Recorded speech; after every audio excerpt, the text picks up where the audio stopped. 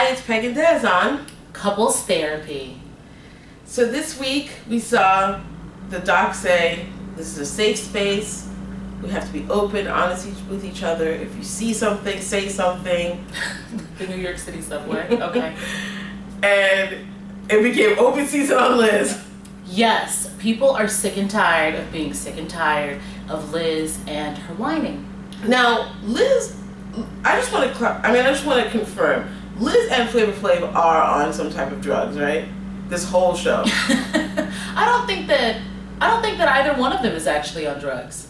Real? What?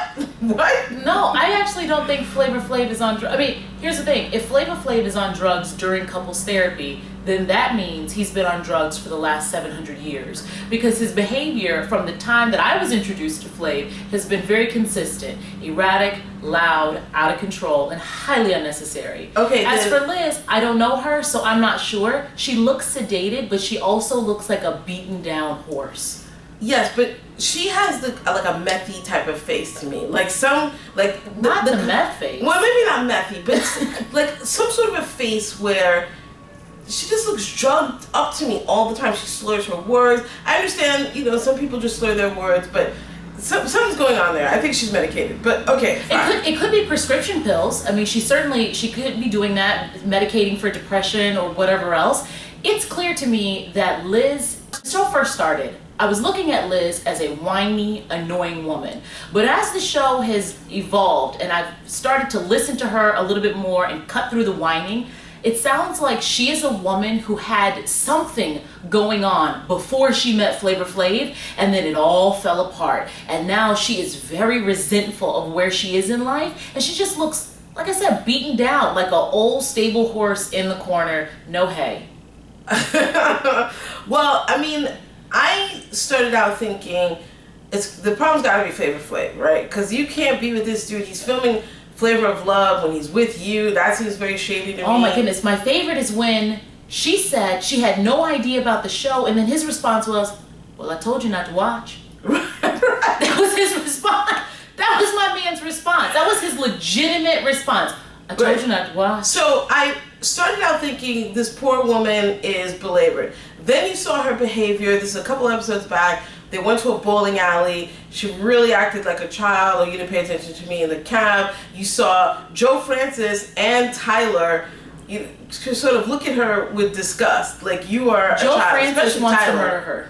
Well, yeah, so this episode, when Dr. Jen gave her whole safe space speech, yes, they went in. Yes, they did.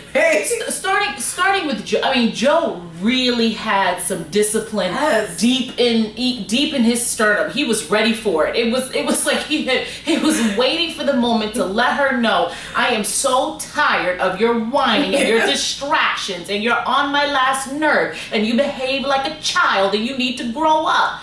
Joe went in.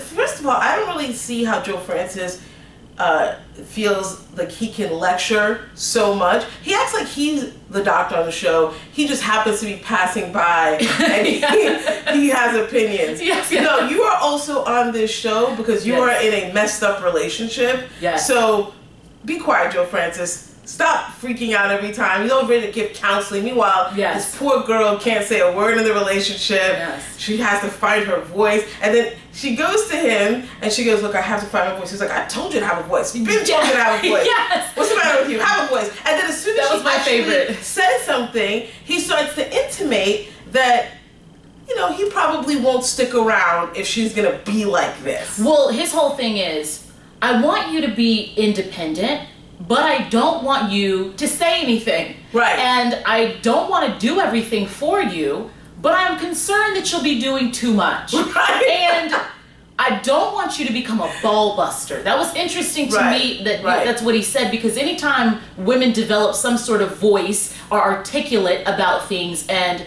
just say what they want, they get that label. You're a ball buster. Well, I really wonder about Abby's upbringing. Like, what has this poor girl been through in her life? First of all, why is she with Joe Francis? Joe Francis to me looks simian in some fashion. Like, there's something about his face. I don't know if it's plastic surgery. I don't really understand what he's done to his face, but something looks off. Here's this beautiful young woman, but something's wrong. You think she's beautiful? Well, she's pretty. I think she's a cute girl at most, but keep in mind, Joe Francis, and not to say that this young lady is here for that, but I feel like his foolishness is more easily tolerated in light of the lifestyle he can probably afford her. Okay, well, but there's other good things going on. She has some sort of an eating disorder. She's clearly insecure. She's with this guy that's overpowering her and not letting her really have a voice. And I wonder, like, what's going on with her? Like, what abuse is there in her background, whether it's mental, emotional? Something's not right with Abby, and so I feel like she's ended up with this dude. And yes, he can give her a beautiful lifestyle, but at what cost? I always wonder about these women. I really do. And Dr. Jen made an excellent point about the fact that something in Joe attracted him to her train wreck of an existence. And he never wanted to come out and say that, but who you're with is a strong reflection of who you are. And Joe had a hard time admitting that to Dr. Jen. I don't know that he will. I don't either. I think that is a relationship that may not last, because it seems to me like... Are any of these relationships going to last? I don't know. We'll see. I mean, there's an intimation at the beginning that some of them will and some of them won't. And I think long term, that relationship won't last, because if that girl truly gets her voice, Joe Francis is not going to have it and he's going to leave her. He said it right there in the show. I'm concerned that she's going to become a ball buster. So yeah. Let's talk about Chingy. Right there. I'm really bored by them. I really am. The two of them are collectively very boring. But one thing that Chingy said that I found very interesting was, Temple doesn't like, that's his girlfriend's name, Temple doesn't like the fact that he is on the road a lot touring. What are you touring? What songs are you singing? Are you really still doing I Like That When You Do That Right There? Yes. As a matter of fact, that song is 10 years old at least. Just this morning I was listening to the radio. They have at the Empire City racetrack, they're gonna have Kenny Loggins, LeAnn Rimes. I was like, LeAnn Rimes? Is that how far you've fallen? Not the Empire City racetrack. Right, so those are the kinds of gigs that Chingy's probably doing, and he is doing Right There. That's his encore. He comes out, does Right There, everybody cheers and claps, and yes. That one-hit wonder hustle is a good hustle if you can keep that hustle. I mean, the fact that man is touring off of that mediocre song so many years later, it just astounded me. When he said, I'm always on the road, I was like, what, did I miss something? And then looking at Chingy looks like he has probably smoked 7,000 blunts, has snorted 10 pounds of cocaine, and has taken all the Molly in St. Louis. It is just a mess in his face. I don't even understand what she's doing. I honestly haven't even noticed. I barely look at the screen when they're on. I don't know. Bathroom break. She had something, exactly. She had something about her baby daddy, and it was sad. I just was like, whatever, next. Right. Bring on Flavor Flav. Speaking of Flavor Flav, what about that psychic reading that they did? They got some hacky woman in there. Do you know what Deborah? He was like talking about how he used to levitate as a child. I loved it, because it's like, you know what? If you're going to be a hack and come in here and act like you're some sort of psychic and do some sort of reading, I'm going to meet you at that table and I'm going to top you. He talks about levitating as a child. Does she know what Deborah? She was like, no, I don't know. When he was talking about the levitation, though, he was saying that at that time in his life, he was hanging out with a bad group of people. Right. And they were doing, a lot of unsavory things. And what I was hoping that someone in the room would say was, Flav, that wasn't levitation, that was drugs. Right. I was just hoping someone would say They were like, please levitate before you leave this establishment. Please, at some point before we leave couples therapy, please levitate. I would love to see that. Of course, Joe Francis, he loved it. Yes. He thinks Flavor Flav is a clown. He thinks he's an absolute clown. So he wants to see more foolery from Flavor Flav. I thought it was so funny when Joe Francis had a video camera to record Flavor Flav's reaction to watching Dustin's porn tape.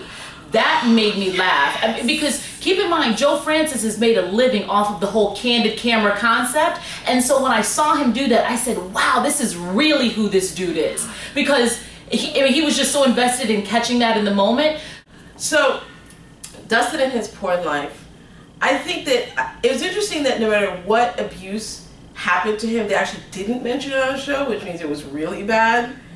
And Or he just didn't want to reveal it, right? Or he just didn't want to reveal it. But he's been pretty revealing. He's been on Real World already. He's talked about this porn thing. Now he's on this show. He's talking about this porn thing.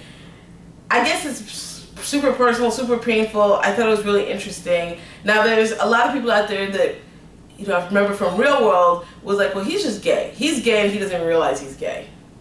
Right? I don't necessarily think so. But I do think that Heather is pretty extraordinary for hanging in, because that was a whole lot of stuff going on in those movies. Right. I mean, I don't know whether he's gay or not, and frankly, I don't know that matters too much to me. What I was thinking more about was how he looked at that community of porn stars as actually a community. They felt like a family to him. So to me, it was less about the sex and more about the sense of family that he got by being in that house with the guys doing the tapings and that type of thing. Which is why I think Heather is able to excuse it in her mind. I'm not quite sure if that's why that is.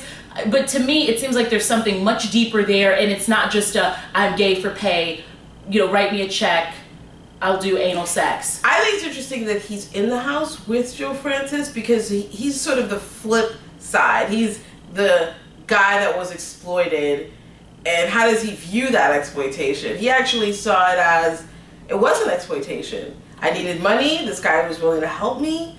I had this community of guys, we hung out, we had beers afterwards. Right. It was all good. I mean, it's interesting. It seems to me like there was a sense of belonging that he got from being in that group. But anyways, I'm excited to see what happens next week, because the couple from Teen Mom looks like their story is going to evolve a little bit more. So I'm excited to see what's going to happen with them. Absolutely.